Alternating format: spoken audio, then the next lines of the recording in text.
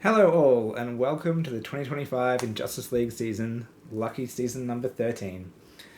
Now, if you missed the website post or are too lazy to read, we've bid farewell to Jono and Mitch this season and have slimmed down to a more manageable and streamlined 16-team league, and we intend to stay that way for the foreseeable future. This will make drafting a tiny bit easier, with 46 players released to the free agent pool.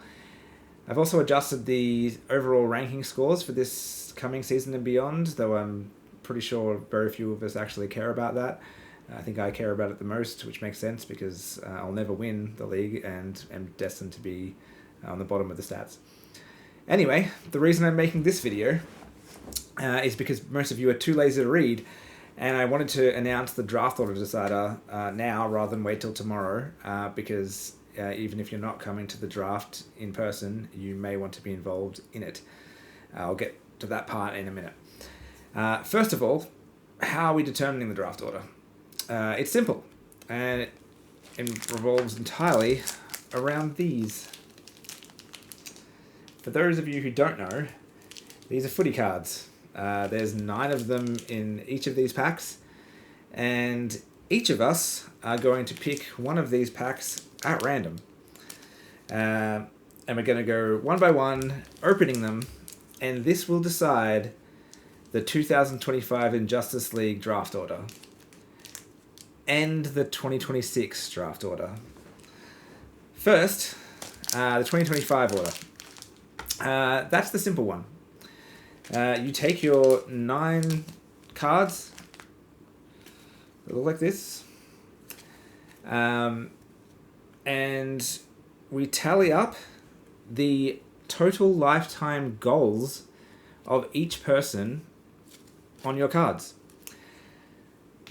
And the most goals overall gets pick 1.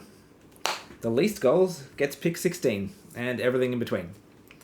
Now, a couple of things to keep in mind here. Firstly, if you get the same person twice, either from getting the same card twice or 2 different cards that have the same person, we count the total twice.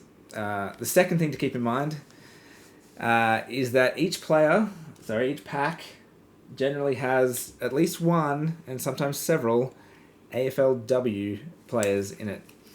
These still count towards your total, so they will count. So be aware of that. The third thing to note is that if you're at the draft, if you're coming tomorrow, you get to keep these cards. You can take them home and you can sit them up on your desk, and you can lament the fact that you've got a bunch of defenders or terrible players and that you've got pick 16. Or you can worship them if you get, I don't know, Charlie Curnow or Charlie Dixon. But if you don't come tomorrow, you forfeit them because I'm not sending them out to you. So too bad. I'll just keep them. So that's the 2025 draft. But what about 2026?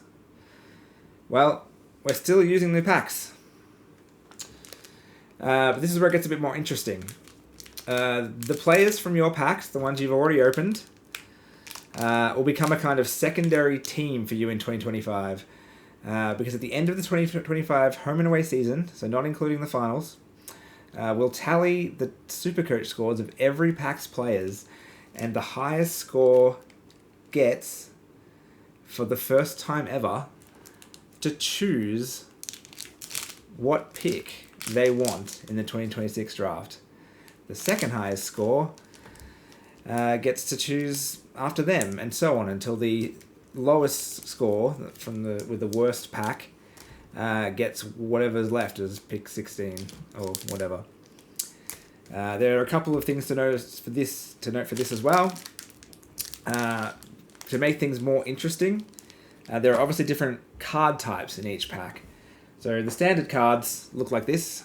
They're just dropping stuff. But there is one of these luminous cards in every pack.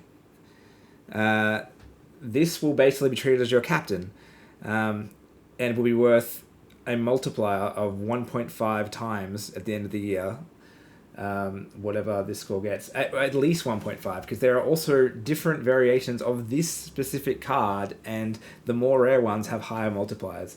Now, that's just these cards. There's also multiple other rare cards and different cards, like this Footy Heads one.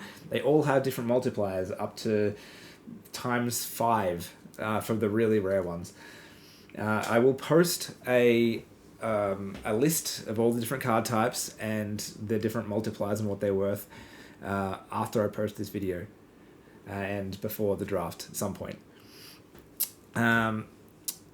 The second important thing to note about these cards is that these cards are the 2024 release, because the 2025 release isn't out yet, which means you can get retired players in this.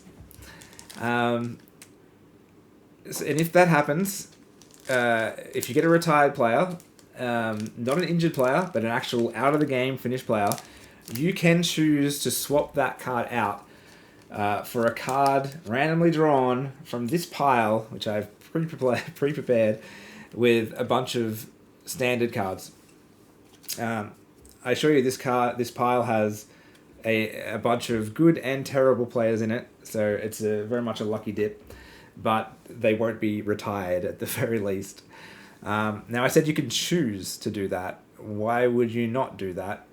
And the only reason is because, I mean, these are real footy cards, right? Some of them are rare. If you get some sort of rare card of a player that's retired, it could be worth anywhere from $30 to $200.